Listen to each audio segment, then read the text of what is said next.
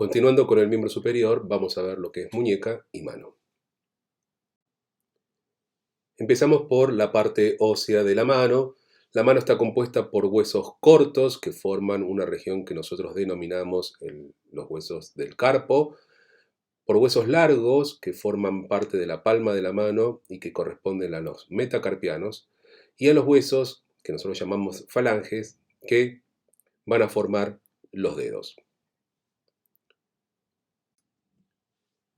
Los huesos que forman el carpo son una serie de huesos que son huesos cortos, dispuestos en dos hileras. En la primera hilera vamos a encontrar el hueso escafoides, al hueso semilunar, al hueso piramidal, y montado sobre el piramidal se encuentra el pisiforme. En la antigüedad, hace ya más de 150 años, se consideraba al pisiforme como un hueso sesamoideo, cosa que ya en 1884 se dio por descartada por las investigaciones de varios científicos y por la comparación con anatomía comparada con los animales. Este hueso tiene la inserción del músculo flexor cubital del carpo. Esa es la relación que tiene. Pero es un hueso corto, al igual que todos los huesos que encontramos en el carpo. La segunda hilera está formado por el hueso trapecio, le sigue el trapezoide, el grande y el ganchoso. Esto lo que estamos viendo es una vista anterior del carpo. Viéndolo desde la vista posterior, dorsal, del carpo, encontramos exactamente los mismos. Obviamente que el pisiforme es el único que no se proyecta en la parte posterior de la mano. En la radiografía se pueden ver perfectamente cada uno de ellos. Intenten ponerle los nombres a cada uno de estos huesos, comenzando desde la parte externa, en relación al dedo pulgar, y hacia el lado cubital. Lo interesante de esta radiografía, si se observan en las flechas, muestran justamente en estos huesos largos la línea de crecimiento que está formado justamente por el cartílago de crecimiento. Esta es una mano de un niño. Pasemos a hablar del complejo articular de la muñeca. Para hablar de la articulación y el complejo articular de la muñeca, podemos remitirnos un poco a la articulación que tiene el radio y el cúbito a nivel del codo, formando la articulación, el complejo articular del codo. La unión a nivel proximal entre el radio y el cúbito es una articulación que es diartrosis, trocoide o pivot. Esa misma articulación a nivel distal se repite, pero teniendo en consideración que esta articulación radiocubital, el cúbito ahora queda mucho más corto con respecto al radio. Bueno, la superficie nos permite unir y de esta forma participar del movimiento de pronosupinación. Esta articulación es la radiocubital distal. Después, el radio tiene una relación muy directa con lo que es la primera hilera del carpo, generando una superficie casi como una cavidad glenoidea. Pero fíjense que el cúbito, al quedar mucho más retraído por su relación con el radio, deja un espacio muy amplio. Ese espacio amplio es ocupado por lo que nosotros denominamos el disco articular, antes llamado el ligamento triangular, que es simplemente una capa fibrosa de tejido conectivo denso que está tapizado tanto por la cara anterior como la cara posterior por este cartílago, y de esa forma se rellena, generando una cavidad glenoidea, ¿sí?, mucho más amplia y mucho más evidente, recibiendo a el macizo de la primera hilera del carpo que genera un cóndilo. La articulación radiocarpiana obviamente tiene ligamentos. Estos ligamentos son el ligamento radiocarpiano dorsal, radiocarpiano palmar, cúbito carpiano dorsal, cúbito carpiano palmar. Y obviamente esta articulación que nos va a permitir a nosotros poder hacer flexoextensión y abducción, aducción o lateralidad, va a necesitar unos ligamentos muy potentes a nivel lateral, que son los ligamentos colateral cubital del carpo y el ligamento colateral radial del carpo. Estos dos elementos nos permiten a nosotros poder dar esa estabilidad para que la flexoextensión se haga correctamente sin perjudicar ese movimiento con el movimiento de lateralidad de abducción-aducción. Acá podemos observar los movimientos que hace la articulación de la muñeca, flexoextensión, abducción, aducción. Y ahí tienen los ejes de movimientos en la parte inferior. En algunos libros se dice que también esta articulación puede hacer una circunducción, pero la articulación es una articulación elipsoidea. Es una articulación que es biaxial y por lo tanto, al ser biaxial, esta articulación no permitiría hacer movimientos de circunducción que está restringido o pensado para articulaciones que son triaxiales. Pero bueno, están en los libros, hago la aclaración pertinente.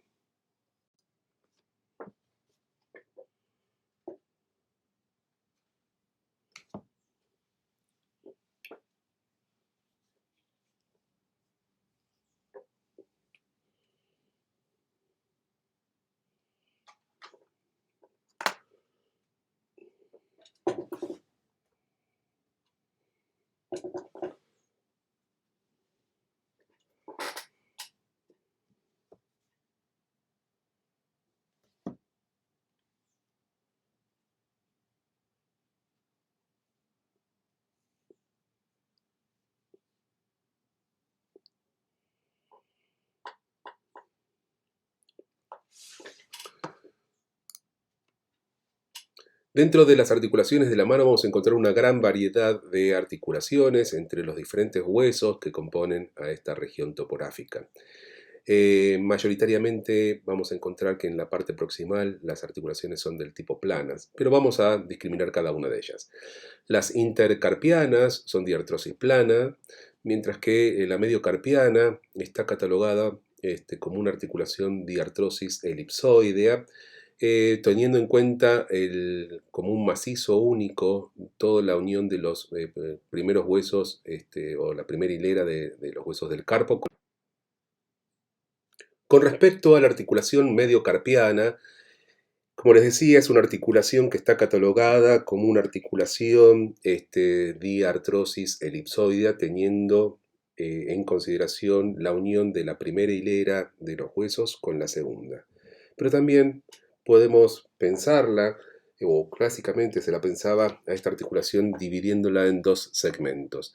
En una articulación mediocarpiana externa, que estaba formada por el hueso escafoides con el trapecio y el trapezoide, donde observamos una articulación del tipo diartrosis plana, y la mediocarpiana interna, formada por el escafoide, semilunar y el piramidal, que formarían una cavidad glenoidea, más el hueso grande y ganchoso, que formarían un cóndilo, transformarían este segmento interno en una diartrosis elipsoidea.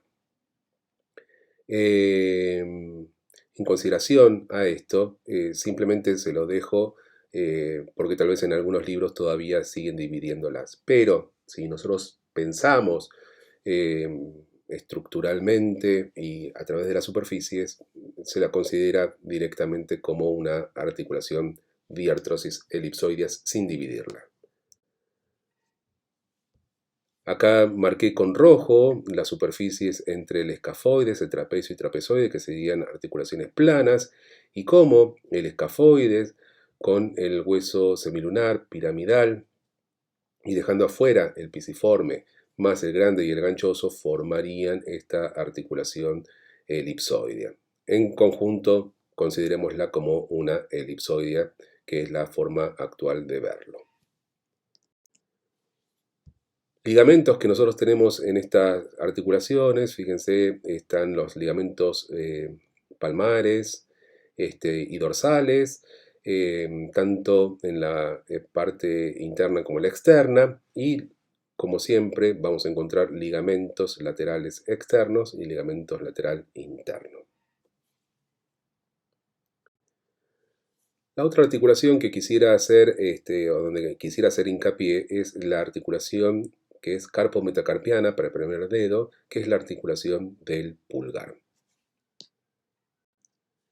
Esta articulación, también llamada trapecio metacarpiana, es una de las articulaciones diartrosis, encaje recíproco, silla de montar o celar, donde se la considera, una de las cuales se la considera como la articulación de encaje recíproco más perfecta, como referencia al autor Testut. Esta articulación nos permite a nosotros poder liberar el dedo pulgar y diferenciarlo de los movimientos que se realizan con los otros dedos. Y esto genera una diferencia con los animales inferiores. La mayor parte de los animales y los animales más próximos a nosotros, que son los primates, aún más allá de que pueden hacer algún tipo de movimiento con el pulgar de oposición, que es justamente el movimiento que destaca justamente esta articulación, siguen siendo bastante rudimentarios y muy primitivos. Así que vamos a ver cómo está constituido esta articulación tan especial. Las superficies articulares se dan entre el trapecio, con su carilla cuadrilátera, y el primer metacarpiano, a través de una superficie que es completamente inversamente configurada a la del trapecio. Esto genera justamente esta idea de la silla de montar. Recordemos que las articulaciones celares, encaje recíproco, silla montar, las superficies son paraboloides hiperbólicas.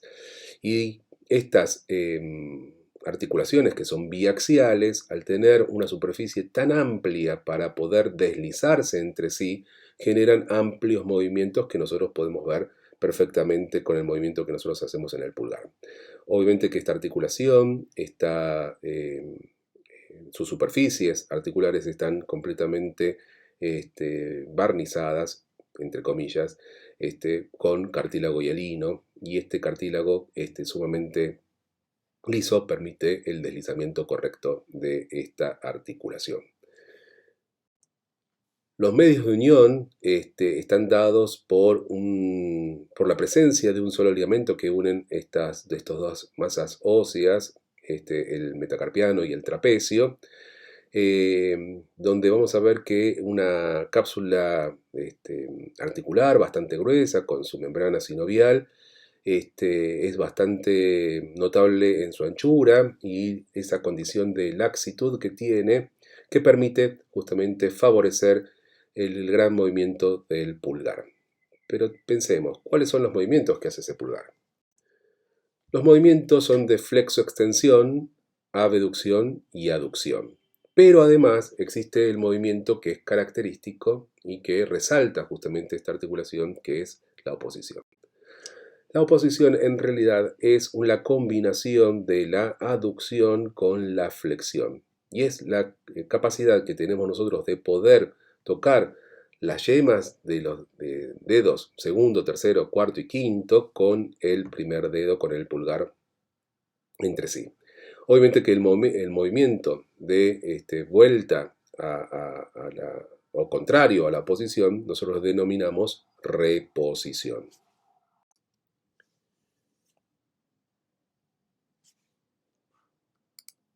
En el video podemos observar la configuración de la masa ósea que corresponde a la mano, donde encontramos a los huesos que forman el carpo, y ahí señalando la línea articular con los metacarpianos. En este caso estamos observando cómo está formada la articulación para el pulgar.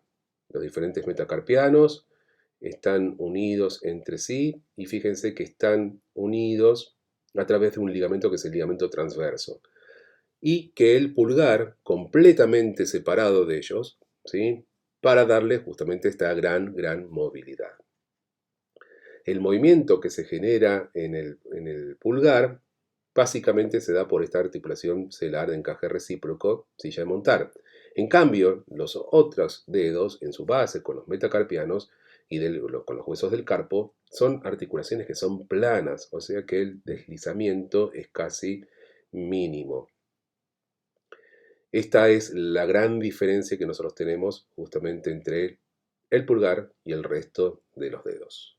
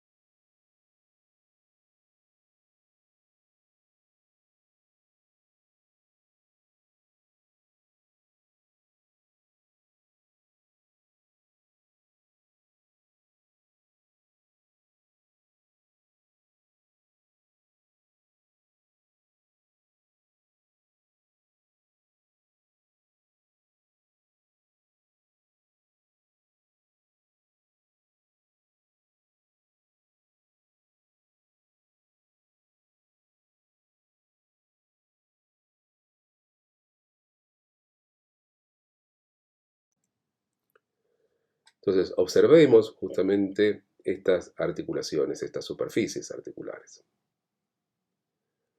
Entonces, vemos la mano. Los movimientos que nos permiten son de flexo-extensión, flexión del pulgar. Fíjense la perfecta superficie que tiene justamente el trapecio en esa configuración de parabólica y hiperbólica, al igual, pero en sentido contrario, que tiene el primer metacarpiano para el pulgar. Obviamente que estas amplias superficies de deslizamiento en estas articulaciones celares de encaje recíproco permiten hacer todos los movimientos que les contaba recién: flexión, extensión, abducción, aducción y oposición, reposición. En algunos libros también se habla de circunducción, pero recordemos que las articulaciones que nosotros encontramos para poder hacer circunducción deberían ser triaxiales, mientras que la articulación celar, encaje recíproco, silla de montar, es una articulación biaxial.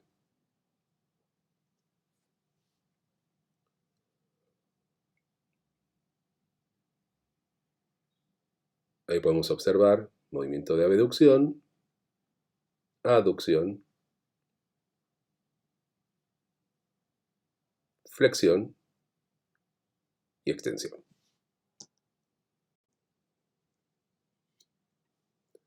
Movimiento de oposición, aducción y oposición. Obviamente que el pulgar no puede llegar, debemos hacer que los dedos se aproximen a la línea media para poder contactar con el pulgar. Pero vuelvo a repetir, todo esto basado en esta gran articulación que es la articulación de encaje recíproco silla-montar. Ahí se ve la posición.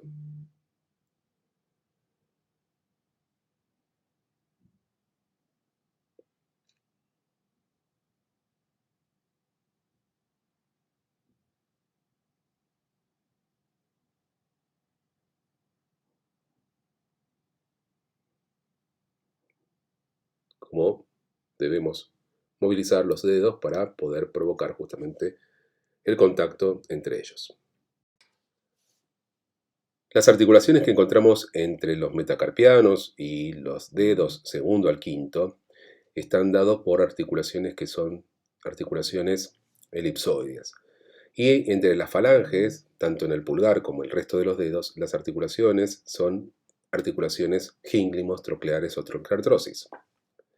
Pero analicemos cómo son estas articulaciones entre el metacarpo con las falanges. Estas articulaciones podemos observar lo que es la cabeza, el cóndilo metacarpiano, contactando con la cavidad glenoidea de la falange. Por lo tanto, ya definimos este tipo de articulación, una articulación elipsoidea, donde hay una esfera y donde del otro lado hay una cavidad no contenedora. Estas articulaciones elipsoideas nos permiten hacer dos movimientos: el movimiento de flexión y extensión y el de lateralidad. Pero recordemos que esos cuatro dedos están unidos entre sí. Así que la lateralidad la podemos hacer de esa forma, o abriendo los dedos entre ellos. Recordar también que estas articulaciones, al tener estas superficies, podrían hacer cierto grado de rotación, pero si tuviésemos rotación en estas articulaciones serían bastante inestables. Por lo tanto, la naturaleza lo que hace es poner una cápsula articular, reforzar en su cara anterior y en su cara posterior a través de ligamentos, pero los ligamentos más importantes en estas articulaciones que hacen flexo-extensión son los ligamentos laterales. Y de esa forma, estos ligamentos laterales impiden que las superficies se salgan de su lugar. Miren el grosor que tenía justamente esa cápsula. Por ahí vamos a encontrar justamente también el pasaje de los tendones de los músculos flexores, formando los retináculos flexores. Se sacaron parte de la cápsula en la parte anterior y posterior, se dejaron solamente los ligamentos laterales o colaterales internos y externos. Fíjense que las articulaciones, con tan solo sacarle los ligamentos anteriores y posteriores, van a dejar mayor libertad, obviamente, de movimiento. uno lo puede casi desarticular. Pero es el movimiento de deslizamiento que nosotros hacemos para la flexoextensión. Y fíjense cómo los ligamentos laterales impiden esta lateralidad y la rotación. Obviamente que nosotros podemos hacer cierto grado de rotación, pero es un movimiento pasivo. La rotación de los dedos es pasivo. ¿Qué quiero decir? Que debemos hacer un ejercicio de fuerza externa para poder hacer esta rotación, pero quedan sumamente limitados por los ligamentos laterales.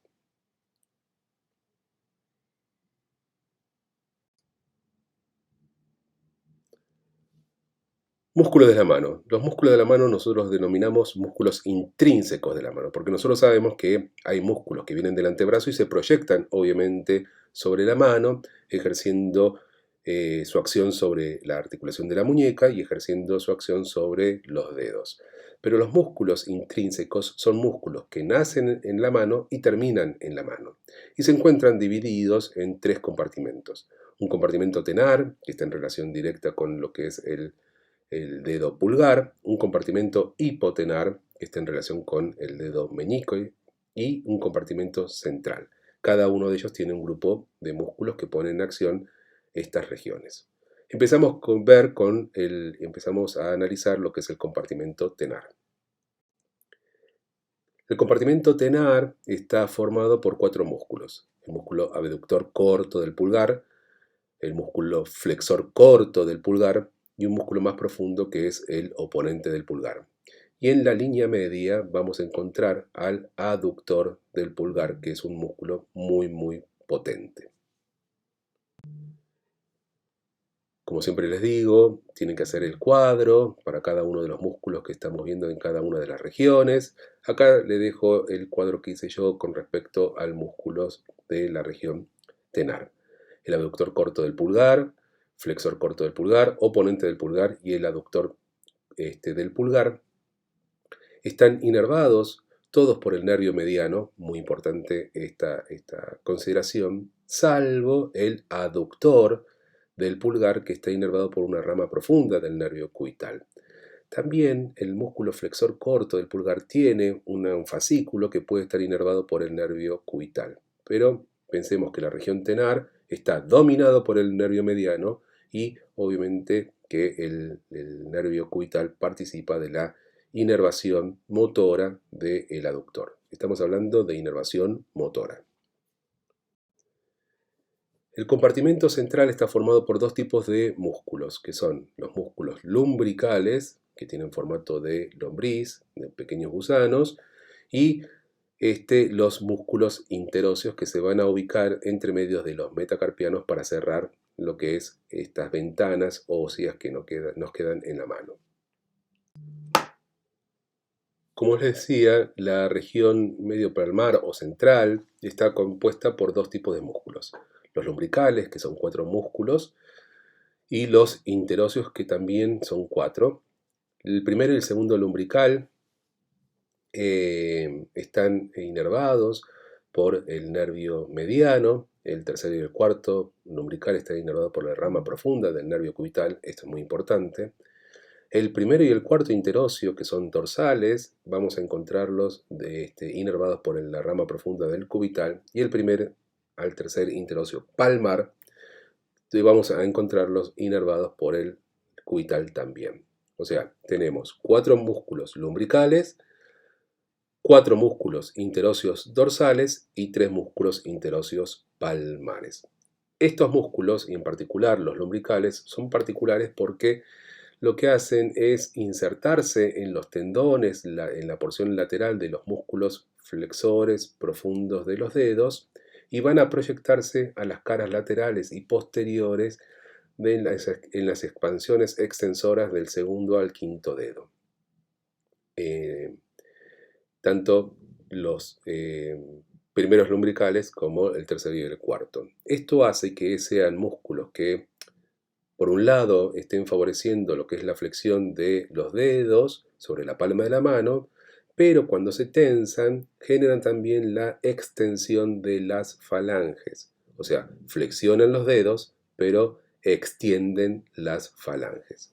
Los interóseos dorsales básicamente son músculos que van a lograr también hacer separación de los dedos desde la línea media. Tener en cuenta que la mano tiene una línea media que separa los dedos para poder justamente nombrar a los músculos sin tener en consideración la línea media corporal de la posición anatómica. La mano tiene una línea media. Estos músculos interóseos dorsales son abductores. En cambio, los interóseos palmares son aproximadores, o sea, son aductores. De esta forma, nosotros generamos el movimiento de estos dedos. También recordar que los interóseos también producen la extensión de las falanges, en este caso proximales. El compartimento hipotenar está en relación directa con lo que es el dedo meñique, el quinto dedo. Los músculos que los conforman son el abductor del meñique, flexor del meñique, oponente del meñique y el palmar corto, que es un músculo que va desapareciendo, que simplemente lo que hace es arrugar la base del quinto dedo. Este es un músculo que tiene una formación cutánea y es como un parche cuadrilátero. El abductor del meñique, teniendo en consideración la línea media de la mano, obviamente que abduce al dedo meñique. Por debajo, inmediatamente por debajo y casi adosado a este músculo aparece el flexor corto del meñique que provoca justamente la flexión de la falange proximal del dedo meñique.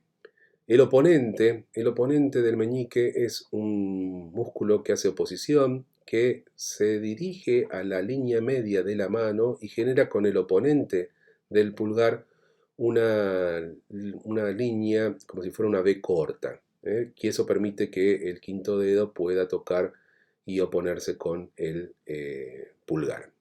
Como les decía, el palmar corto es simplemente un músculo cutáneo que arruga la región de la base del quinto dedo.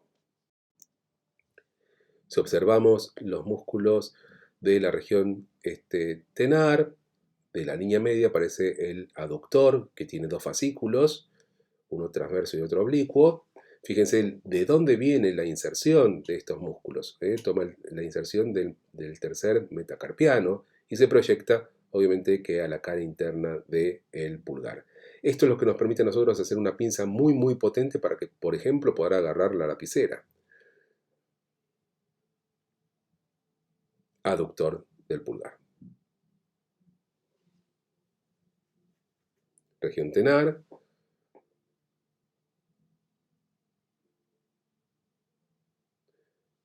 Los otros músculos son el flexor, corto del pulgar, abductor, corto del pulgar, y por debajo de ellos encontramos el oponente. El oponente es muy potente porque está en relación directa con lo que es la articulación.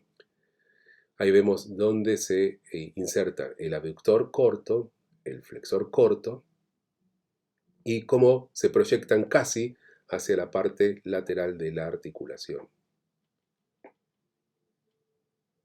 El oponente, mucho más profundo, fíjense que va a tomar la base del carpo y va a ir a la cara lateral del metacarpiano. Eso le permite generar este movimiento de oposición tan importante. Los músculos lumbricales, que están asociados a los tendones de los músculos flexores, profundo de los dedos, 4, primero y segundo inervados por el nervio mediano, tercero y cuarto inervado por la rama profunda del nervio cubital. Como les decía, asociados a tendones, después se proyectan a la base de las falanges y se van a acoplar a todo este proceso de tendones extensores. Si nosotros tomamos simplemente a un solo músculo lumbrical, ¿sí? Fíjense cómo extienden las falanges. Pero en el proceso de la flexión de los dedos participan de la flexión de los mismos, ¿sí? Los músculos interóseos lo que hacen es tapar los espacios que quedan interóseos entre los huesos metacarpianos. Dijimos que teníamos 4 músculos interóseos dorsales y poseemos 3 músculos interóseos palmares. Los dorsales nos permitían hacer abducción, los palmares nos permiten a nosotros hacer aducción. O sea, todo llevar a la línea media que tiene la mano.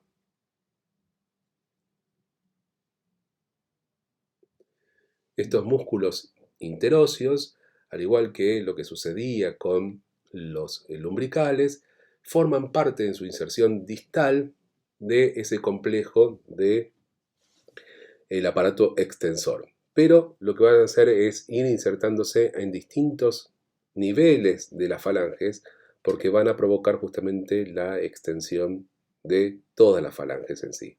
Fíjense, si ustedes relajan la mano y les digo separen todos los dedos, van a ver cómo se extienden automáticamente todas las falanges, se ponen rectilíneos los dedos. Y eso tiene que ver justamente con esta asociación de estos músculos que generan esta acción en las distintas falanges de los dedos.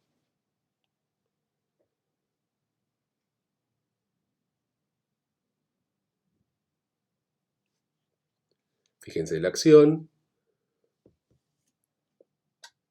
en un punto flexionan, pero cómo extienden, ¿sí? Fíjense cómo extienden completamente las falanges. Ahí vemos lo que es la abducción y aducción. Y cuando trabajan en conjunto, cómo logran la extensión de estos. Gracias a todos estos músculos, nosotros logramos hacer estos movimientos. Y que los movimientos sean movimientos sutiles.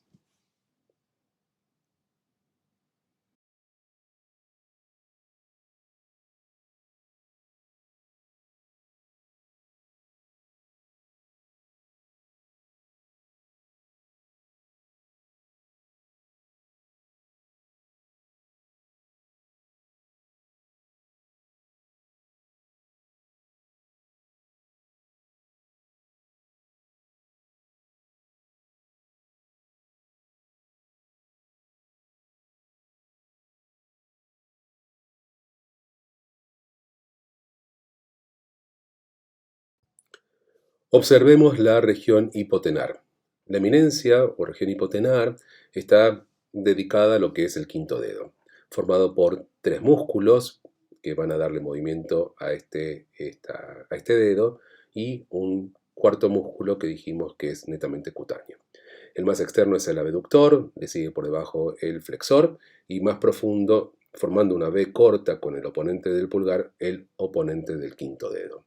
El abductor, como les decía, el más externo, va a ser el músculo que nos permite a nosotros hacer la abducción del quinto dedo en relación a la línea media de la mano.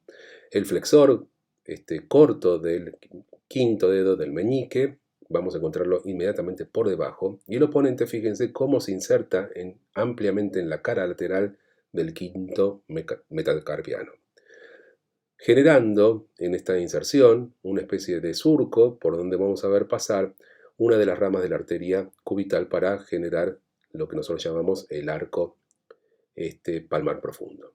Abductor, flexor y el oponente formando esa V corta con el oponente del pulgar.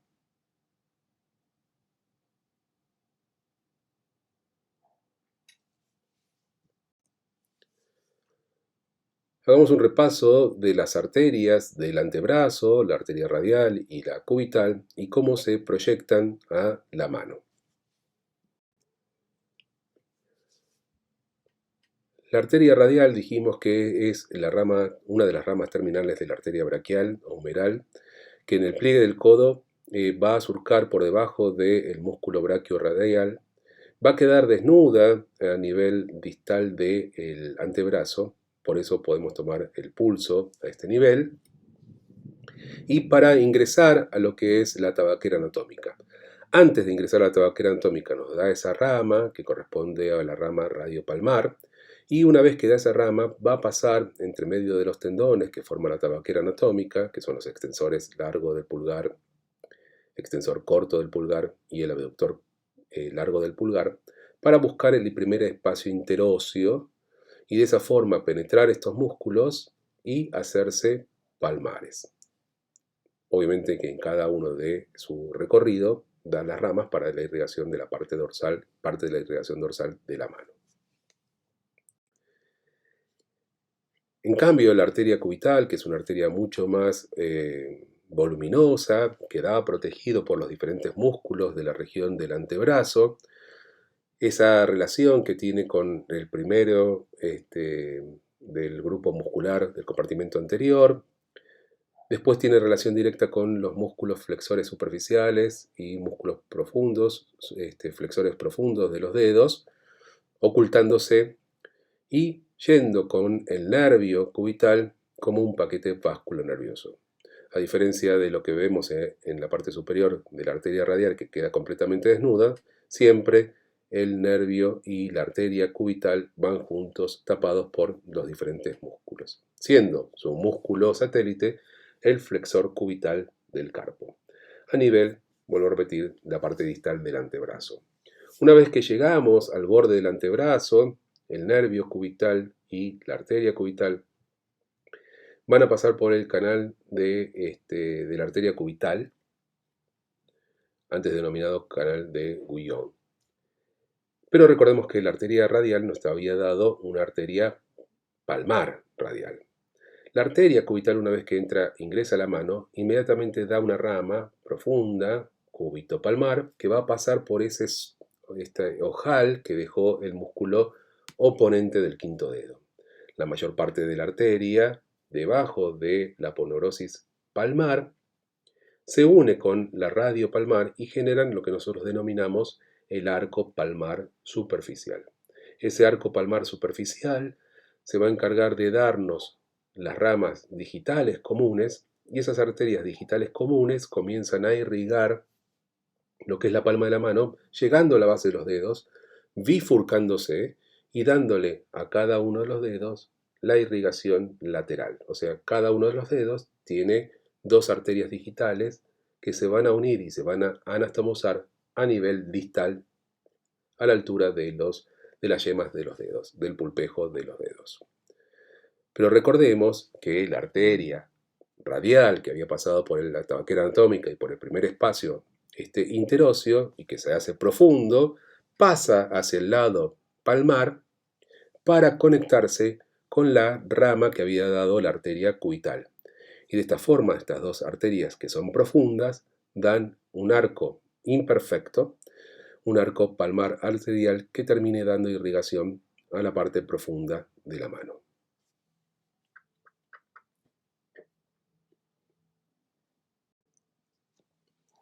Bueno, espero que haya quedado un poco claro o bastante claro lo que es la mano. Vimos la parte ósea, articular, muscular y hablamos de las principales arterias que están dándole irrigación. Muchas gracias.